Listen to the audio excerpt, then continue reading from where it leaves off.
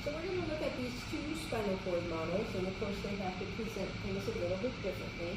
But just to orient you to both of them, okay, this is anterior, this is the body of the vertebrae, and that's the spinous process, so this is posterior.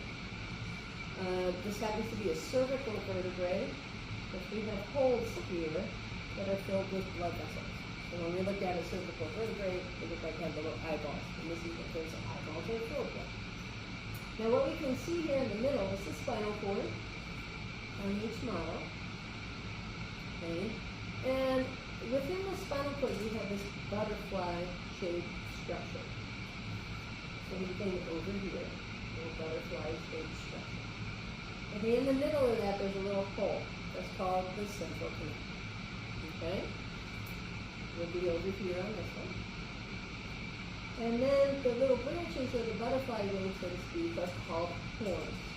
So if it's on the back, posterior horn. If it's on the front, anterior horn. And if it's on the side, lateral horn. And you can see difference in color here. This is white, called white matter. This is kind of tan, but it's actually called gray matter. Okay, here would be the gray matter here.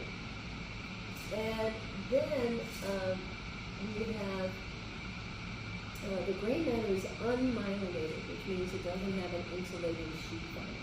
And it actually has less fat content than a myelinated fiber. So when we look at a spinal cord, the myelin shows up kind of blunt. So that's the difference between the white matter and the gray matter. Now what we can see here, there's a bump right here. Okay? And as we have a nerve, this would be a spinal nerve out here, okay, we're going to have sensory information coming into the spinal cord and motor information going out of the spinal cord. Okay.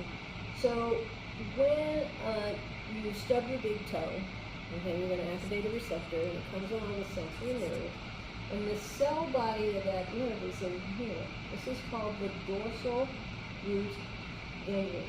So it's where all those cell bodies hang out. It's going to send projections out. These are called the dorsal roots. And they're going to end up in this portion of the spinal cord, connect other neurons, and go on their merry way to their destination. Down here, we have the ventral roots. And the ventral root is motor. Okay? Or its target is going to be skeletal muscle tissue. Okay? On this model as well, we can see the connective tissue coverings that protect the spinal cord. So we can see kind of a gray line on the outside.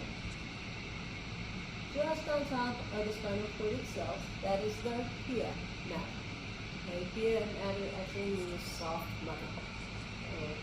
On this model, we can see green. And then you can see it all the way here, and around here. And up on the very top, it looks like a little spider web.